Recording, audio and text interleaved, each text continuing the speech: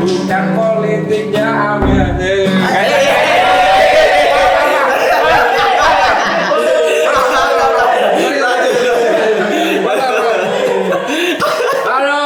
Ngeri ya, agak ngeri ya. Lanjut ya.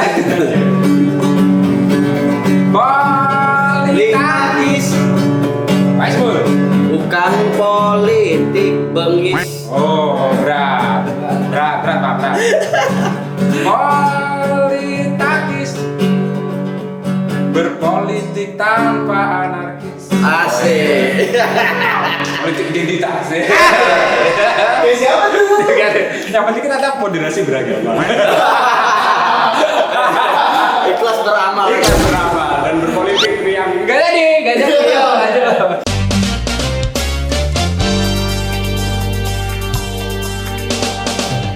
Oke, teman-teman next video ini program pertama kita di Capo.tv di segmen Politakis. Segmennya belum terbentuk ya, tapi yang jelas politik, santri, dan is gitulah pokoknya nanti kita bikin lah. Is best. Kalau belum kenal saya teman-teman, saya Ulin Duhala Zulfa Wakusna Maaf, biasa disapa di @masgulin. Akunnya betul centang biru tapi Capondo udah beli 130.000. Ada Centang birunya bayar. Bayar dong. Susah Pak Ajun Pak gitu. Portal berita juga abal-abal juga gitu. Nah, saya gak sendiri sama ada Bapak Ismul Augong. Namanya sudah Agung. Perkenal dong Pak. Ya, saya politik. Iya. Udah kelihatan ya, karena ini segmennya memang di Capondo itu politik ya. Kita pengen mengenalkan santri-santri itu bagaimana cara berpolitik sebagai santri dan apa yang harus kita pijak sebagai pondasi sebagai kita santri untuk berpolitik. Dalam bahasa Arab itu kita menyebutnya siasah. Siasah. Ri. Tuh tangan kari dong.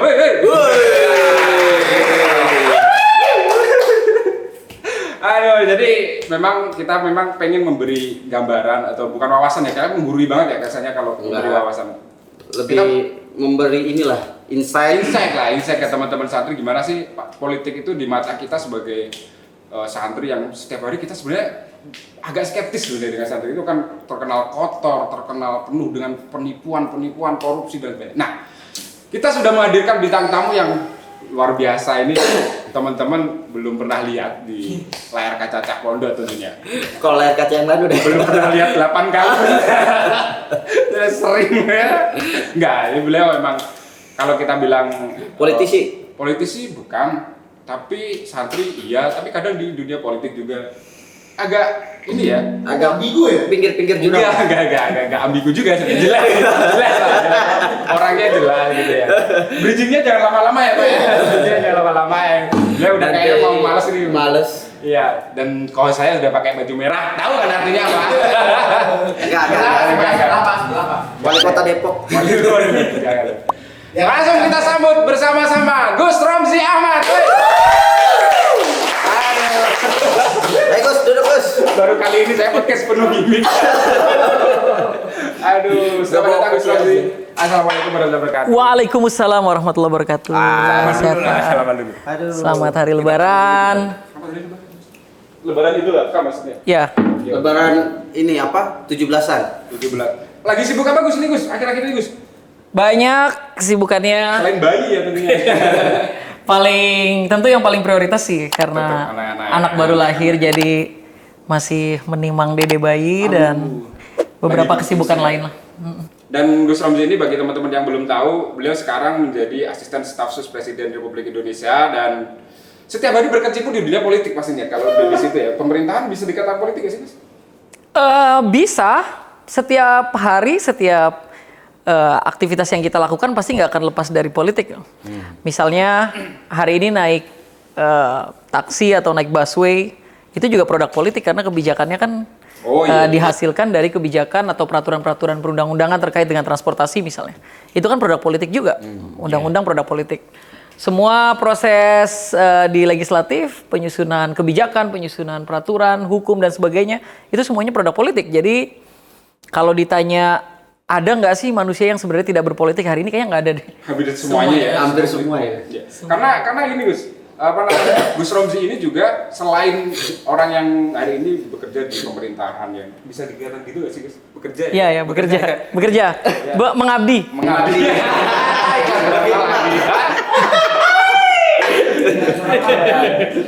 Ngomong-ngomong ikhlas beramal, podcast kita juga ikhlas beramal ya. Yang mau sponsor. Iya, saya pernah sempat nanya kan, rate-nya dihitung per menit atau gimana? Enggak nawarin Gus. Masuk dulu. Rate-nya hitungan per menit gitu. Enggak ditanya rate card, jadi saya udah tahu ini ikhlas beramal. Ya, jadi bagi yang mau beramal silakan.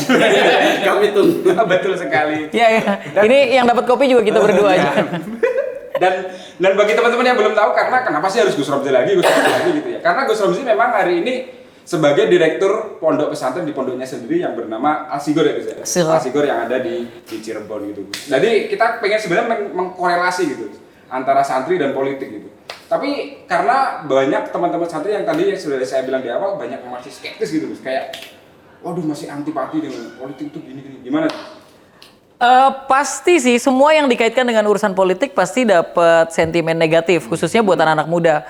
Karena memang hasil risetnya anak muda cenderung apolitis lah. Selain apolitik ya, mereka juga tidak menyukai topik-topik perbincangan soal politik. Meskipun di Indonesia beberapa kelompok anak muda malah justru terlibat secara aktif di politik kan. Alasannya kenapa, Gus? Nggak sukanya karena ya tadi mungkin pertama mereka nggak ngerasa secara utuh terlibat atau belum punya kesadaran seperti yang tadi saya bilang. Semua yang mereka lakukan itu sebenarnya produk politik. Kayak misalnya mereka jual beli online, belanja online aja kan peraturannya dibuat. Itu juga produk politik. Misalnya Menteri Perdagangan, Menteri Keuangan dan sebagainya juga itu jabatan politik juga. Dulu awal-awal Gojek juga belum ada aturannya tuh ya? Belum ada aturannya, kemudian dibuat aturannya. Baru setelah ada. Jadi banyak anak muda yang masih belum menyadari itu kalau keterlibatan mereka dalam politik itu sebenarnya berpengaruh dengan apapun aktivitas yang akan mereka lakukan ke depannya gitu. Atau mungkin juga karena terpengaruh media juga kan, Gus ya? Bisa jadi, karena memang kan ini ya, bad news is always good news. Jadi berita Ya biar kelihatan jaksel. berita buruk soal politik pasti jadi lebih menarik untuk disimak daripada berita-berita positif. Misalnya ada salah satu politisi yang terjerat KPK itu pasti langsung jadi trending daripada salah satu politisi misalnya berhasil melahirkan misalnya sebuah gagasan, produk hukum atau kebijakan yang bagus. Itu kan nggak benar-benar jadi berita. Akhirnya semua yang dikaitkan dengan urusan politik sentimennya jadi negatif di anak muda. Kalau kita mendengar istilah pencitraan aja misalnya. Pencitraan. Kalau dalam teori marketing itu penting banget kan, itu kan branding bisa dalam marketing atau ada juga personal branding ya, membangun citra diri gitu. Tapi kalau pencitraan yang biasanya lekat dengan pencitraan, politisi melakukan pencitraan itu udah pasti negatif. Seakan-akan citra yang ditampilkan tuh tidak real gitu. Padahal banyak juga politisi yang mencitrakan diri sebenarnya dia juga begitu gitu. Misalnya dia ngomong hal-hal yang positif, sebenarnya dia juga positif juga. Intinya sih gitulah, awareness soal politik masih kurang. Masih kurang. Dan apa yang harus kita lakukan Gus sebenarnya sebagai santri itu biar bisa satu pijakan gitu Gus, biar kita bisa memandang politik itu secara ini positif kok. Ya memandang politik secara holistik karena semua hal lah itu kan double edged sword ya. Apa ya? Holistik itu apa ya? Aduh. Holistik.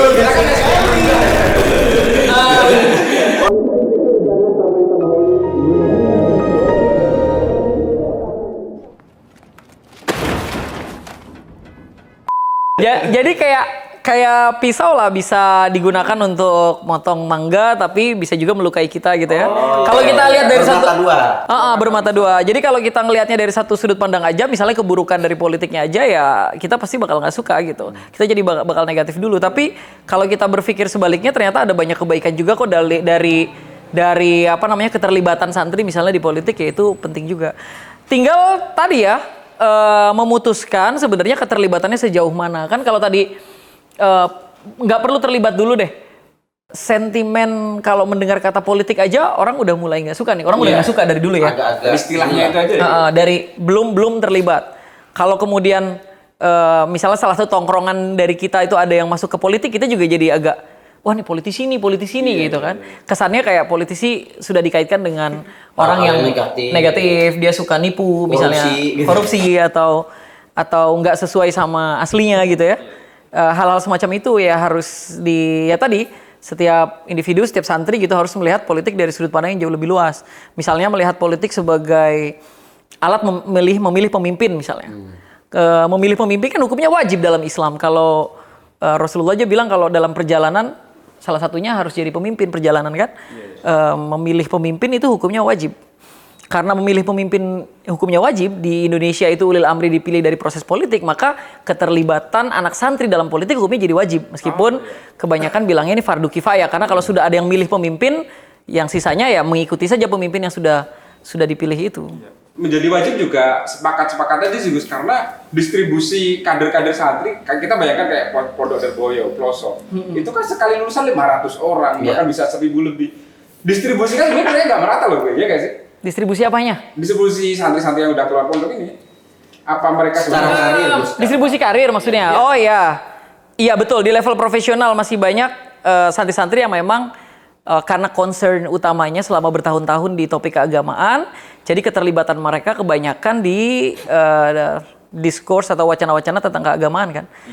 Tapi sebenarnya lebih jauh dari itu, kita sih berharap lebih banyak santri lagi yang mulai masuk ke wilayah-wilayah profesional yang jauh lebih lebar daripada tadi, atau melihat sudut pandang keagamaan nggak cuma sebatas pengetahuan agama, yaitu misalnya setelah lulus jadi guru agama, tapi kan agama juga misalnya agama jadi inspirasi untuk membangun negeri, artinya keterlibatan dia dalam pembangunan negara melalui politik itu juga bagian dari gerakan agama nih, Gus, juga.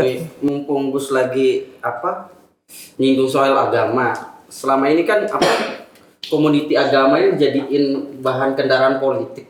Nah, makanya itu santri-santri kalau mau masuk di situ takutnya malah jadi itu menurut Gus gimana nih? Malaikat tidur ya. Iya malah nanti wah ini provokator apa gimana? Pengennya nyapa nih malah kesapu. Ya, setiap orang ini kan bergerak sesuai dengan value-nya dia. Jadi orang itu kan berperilaku, behaviornya orang itu dibentuk dari value yang dia punya. Selain dari personality dia, kepribadian dia. Dia punya value apa nih? Dia misalnya seorang santri punya value Ahlussunnah wal Jamaah. Untuk memastikan misalnya Ahlussunnah wal Jamaah ini ada di negeri ini dan terus lestari, maka dia harus menjadi orang yang terlibat dalam penyusunan kebijakan-kebijakan pemerintah terkait dengan misalnya topik isu-isu keagamaan atau isu-isu sosial yang relate dengan isu-isu Ahlussunnah wal Jamaah. Artinya anak itu, misalnya orang itu kemudian bergerak di politik karena punya value itu.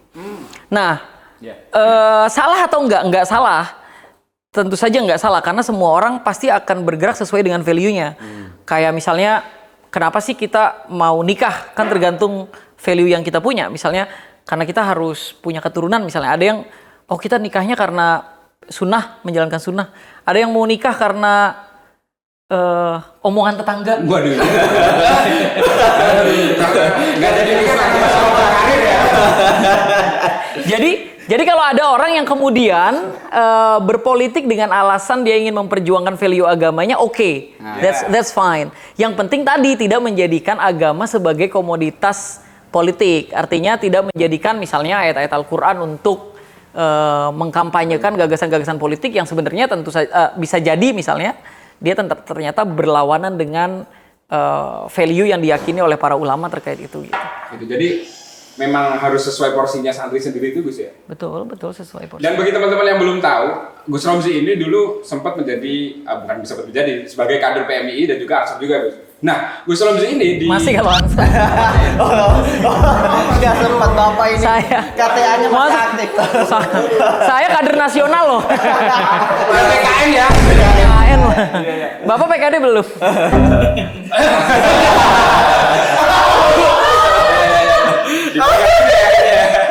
Jadi Gus Romzi ini sempat di PMI dulu menjadi bidang hubungan internasional kalau nggak salah. Iya. Sebenarnya apa sih yang membedakan demokrasi di Indonesia dan luar negeri? Terutama di serius banget pertanyaan. Ini intelektual tuh.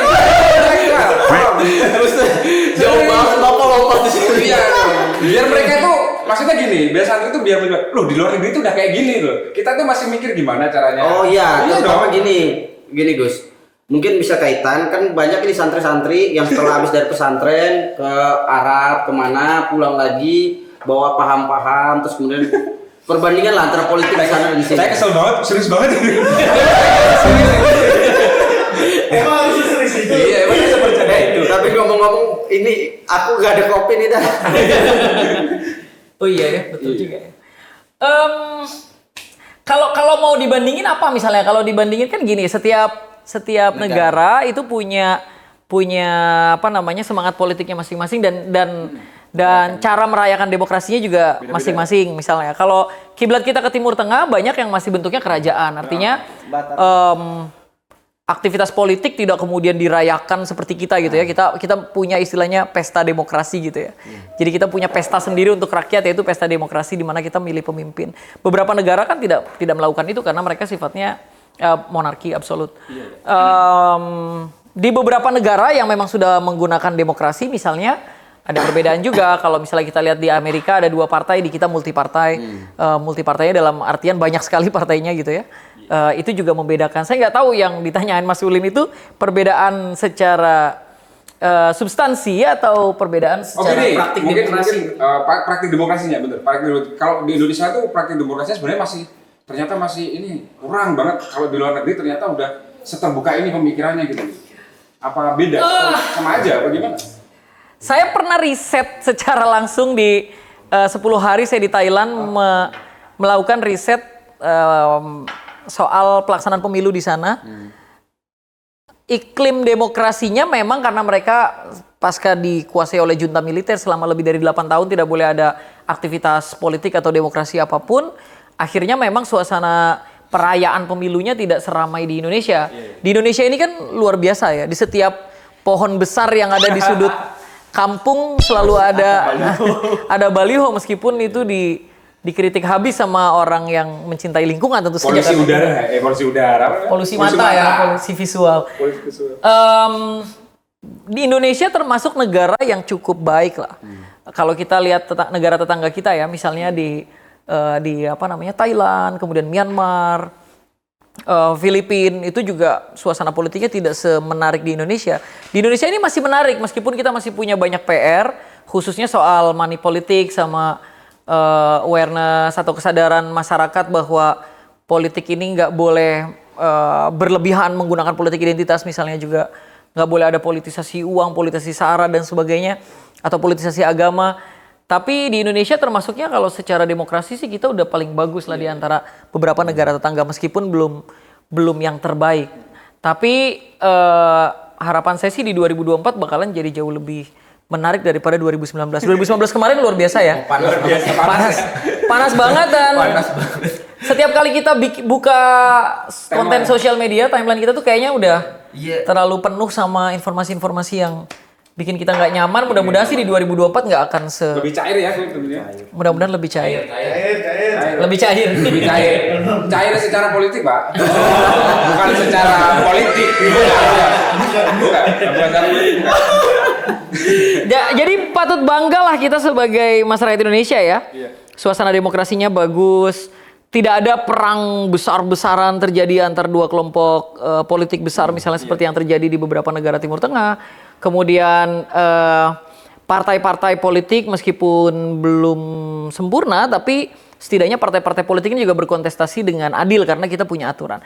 Atau satu aja misalnya yang sederhana, kita punya badan pengawas pemilu. Iya, Bawaslu. Hampir kebanyakan negara di dunia ini tidak punya badan pengawas pemilu. Tidak ada yang mengawasi pemilu. Ini fakta-fakta yang pengen kita hadirkan di Capoldo ini.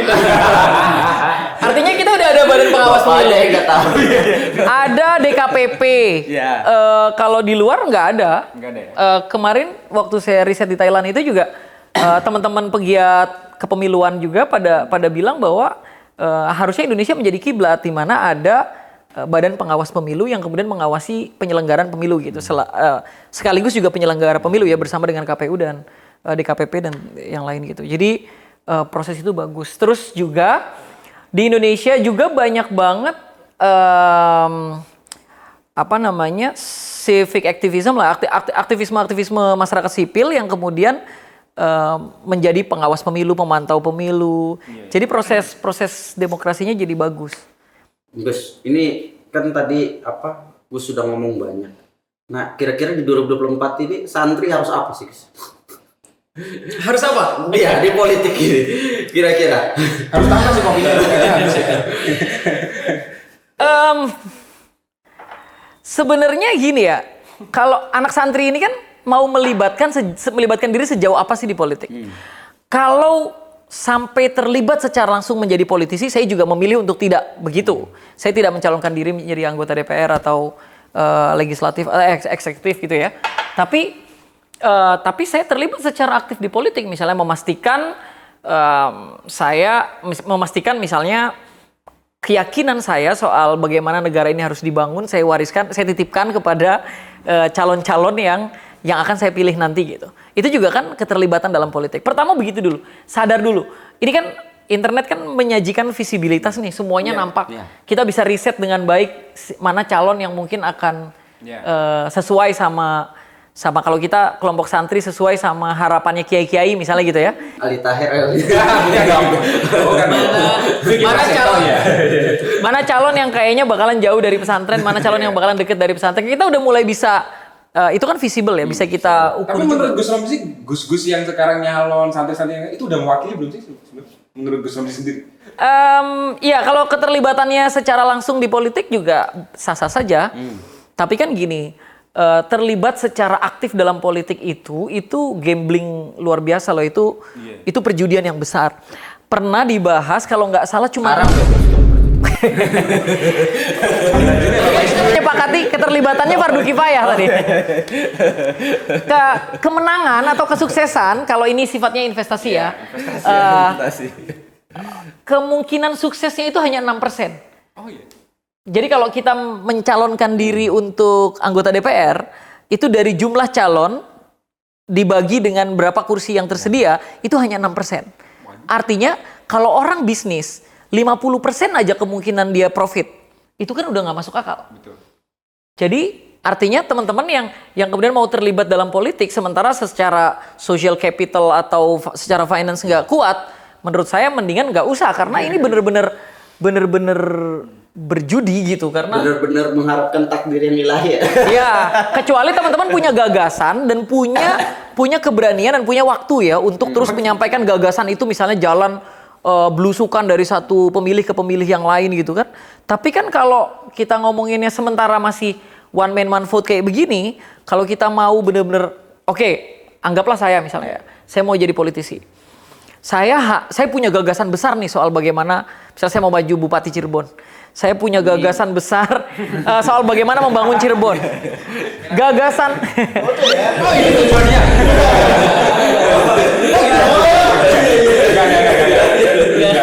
Gak apa-apa maksudnya.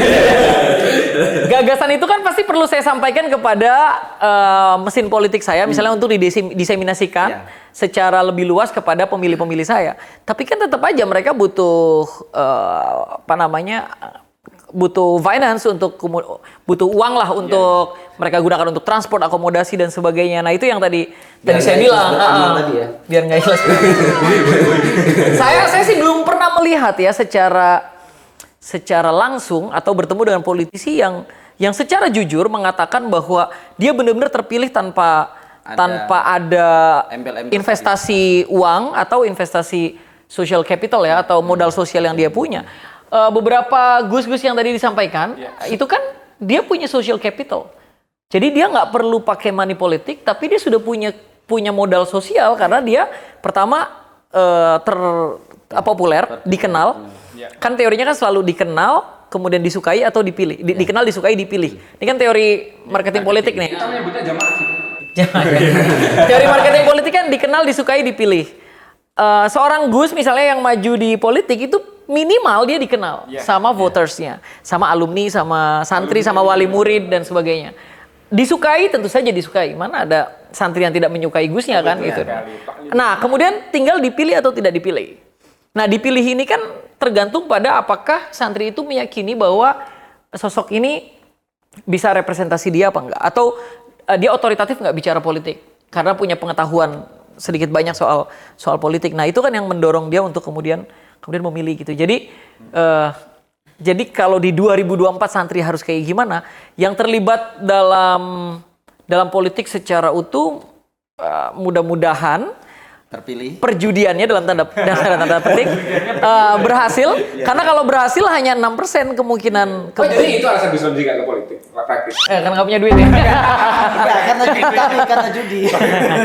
Iya, jadi itu. Tapi untuk santri, kebanyakan santri yang memutuskan untuk tidak menjadi calon, maksudnya tidak terlibat secara aktif menjadi frontline gitu ya, garis depan dalam kontestasi politik. Dalam kontestasi politik ini ya, pertama bangun awareness dulu aja, kesadaran bahwa keterlibatan kita di kotak suara itu ternyata penting. Jangan golput berarti ya. Jangan golput yang pertama. Yang kedua adalah setidaknya kita punya orang-orang yang kita yakini bisa mewakili value dan keyakinan kita soal bagaimana negara ini harusnya berkembang. Berarti kan kehadiran kita di kotak suara itu untuk memilih orang yang kita yakini punya itu gitu. Jadi itu yang pertama ya, paling sederhana. Tapi berikutnya yang lebih keren lagi adalah kalau teman-teman santri ini udah masuk ke civic volunteerism nih. Apa itu? Dalam teori demokrasi itu Literasi saya rendah ya. kerelawanan sipil. Jadi anak-anak santri itu mau jadi relawan, bukan hanya relawan politik. Karena sekarang kan banyak relawan politik nih. Ada santri dukung Ulin, ya kan, santri dukung Romzi, santri dukung Ismul, gitu kan sekarang ada tuh gerakan-gerakan itu ya. Banyak. Relawan santri untuk Ulin ya. Singkatannya apa? Sulit.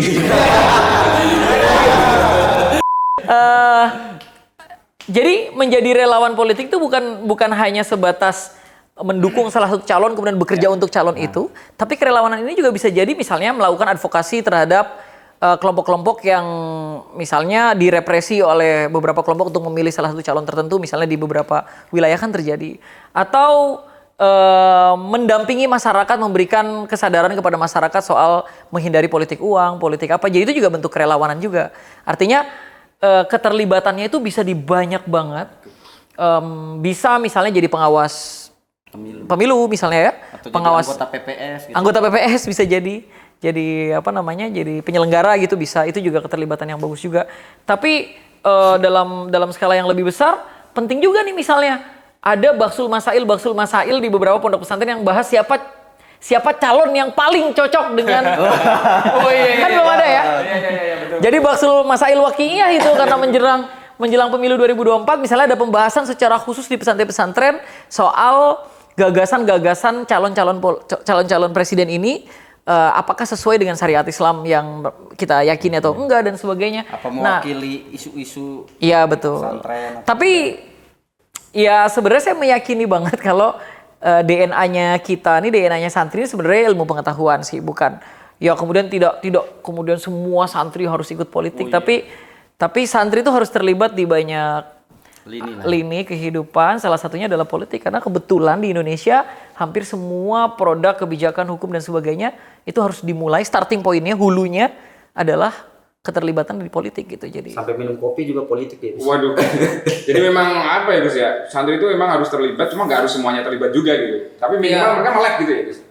mereka melek. Pertama ya betul. Harus melek dan apa ya? Jangan skeptis gitu. Artinya kalau memang mungkin Gus-Gus kalian hari ini nyalon atau bapaknya ingin nyalon gitu. Ya, Didukung aja selama itu memang merepresent. Diyakini mampu. Daripada keserimpet ya kan. Mending kata-kata yang biasa-biasa aja gitu. Dan terakhir Gus mungkin sebagai penutup nih, semangat buat mereka yang masih ngaji, mungkin perlu nggak sih membahas ini gitu? Atau yang udah keluar sih kan santri banyak yang kuliah gitu. Perlu nggak membahas semua isu yang aktual hari ini, santri harus terlibat. Meskipun keterlibatannya tidak semuanya harus terlibat di satu. Misalnya gini, ada ada sebuah ayat dalam Al-Qur'an pada saat waktu itu muslimin semuanya mau berangkat untuk berperang, kemudian turun ayat untuk jangan semuanya berperang, sebagian harus tafaqquh fid-din gitu, liyunziru qaumahum idza raja'u. Jadi sebagian tetap mengkaji agama sedalam-dalamnya, meskipun sebagian besarnya memang ikut berperang ya. Kalau kita mau analogikan dengan hari ini adalah berperang itu terlibat secara aktif dalam memenangkan perang, itu kan peristiwa politik. Terlibat dalam politik, kemudian terlibat dalam kompetisi di industri, perdagangan, ekonomi dan sebagainya gitu ya. Tapi sebagian memang harus tafakuh fiddin untuk bisa saling mengingatkan. Untuk saling mengingatkan apabila ya biar nggak keluar dari rel dan sebagainya. Jadi untuk teman-teman pastikan keterlibatan kita itu bisa maksimal di semua elemen-elemen dalam hidup yang kita yakini kita otoritatif di situ gitu. Misalnya bisa jadi karena background pengetahuannya. Misalnya teman-teman yang kuliah jurusannya perbankan syariah ya concern di isu perbankan syariah. Kalau ternyata isu perbankan syariah ini sangat berkaitan dengan isu politik, maka berarti harus ada keterlibatan juga di politik perbankan gitu ya. Kalau teman-teman yang concern di isu keagamaan, isu dakwah dan sebagainya, ternyata aturan-aturan dakwah di ruang publik, di ruang privat dan sebagainya itu juga aturannya produk politik juga. Berarti kan keterlibatan dalam politik juga harus ada. Nah itu yang penting. Jadi bangun awareness, pastikan teman-teman teredukasi dengan baik, punya pengetahuan yang cukup, kemudian melibatkan diri sesuai dengan kemampuan dan kapasitasnya masing-masing. Jadi santri nggak boleh anti politik bisa. Santri ya boleh-boleh aja sih. Emang harus ada beda gitu gak sih? Anti politik uang ya. Oh anti politik. iya. Oh iya. Anti. Ada ujungnya. Iya. Giringnya bagus juga ya. Jadi jangan sampai membenci politik karena hal negatif, karena ada banyak kebaikan yang ada di dalamnya. Tapi jangan juga kemudian menghalalkan segala cara untuk memenangkan kompetisi politik itu gitu. Jadi Jangan menjual. sewajarnya lah. Politik sewajarnya. Oke Gus, sebelum terakhir kita ada 5 pertanyaan cepat. Oh, Mau itu. konten Bapak yang nanya apa saya? Itu harus ada bridging-nya, Pak. Oh ada bridging-nya. Bapak bridging dulu. Kembali lagi di capcut gitu. Pertanyaan cepat tanpa cut gitu. Ayo. Untung Bapak nggak kepleset nanti ke sensor. Oh ya aman, Pak. Itu aplikasi terbaik saya soalnya. Capcut. Terima kasih capcut. Oke, pertanyaannya Pak Ismul. Pakai gitar dong, pakai gitar. Jeng jeng jeng jeng gitu. Harusnya ya. Biar seru, iya. Oke. Biar agak panas dikit. Oke, udah panas. Haidar udah 30 gitu. 30 Iya ya. Memori terbatas. Ayo, pertanyaan pertama langsung. Jeng jeng dulu.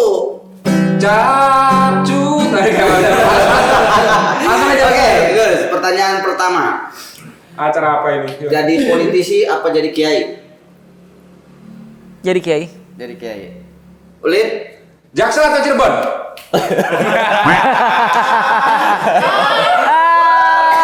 Cirebon.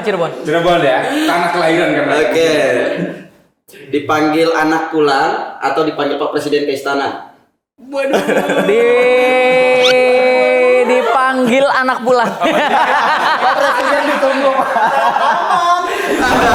Karena apa presidenmu tidak seperti itu. Kalau ditanya gitu. Karena kecil banget kemungkinannya saya dipanggil presiden ke istana. Oh itu. Saya ini dulu ya Pak. Iya. Kampus atau pesantren? Pesantren. Pesantren itu pasti ya. Ah, ini terakhir ini. Terakhir. Harap cemas. Ansor atau PNI? Waduh.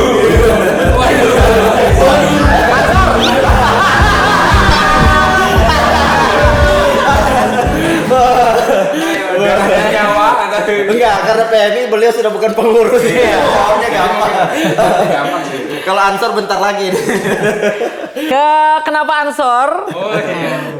Saya menghabiskan berapa ya? 4 tahun lebih ya menjadi pengurus PBPMII, memperkenalkan PMII ke luar negeri. Saya selalu memperkenalkannya. Kita datang dari PMII, the brother of Ansor, another son of Nahdlatul Ulama.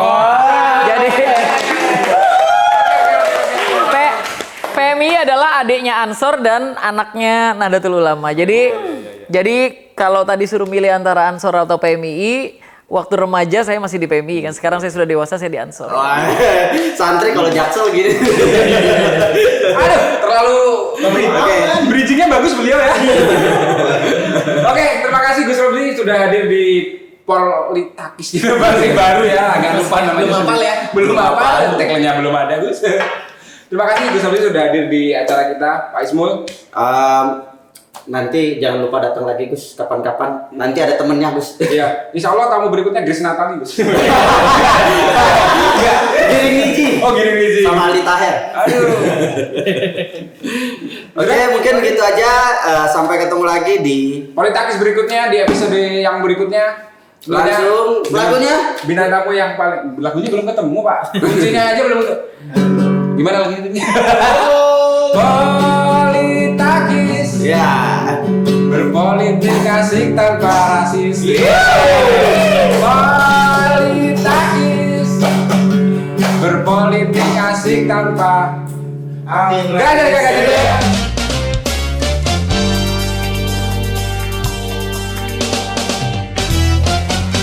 Politakis.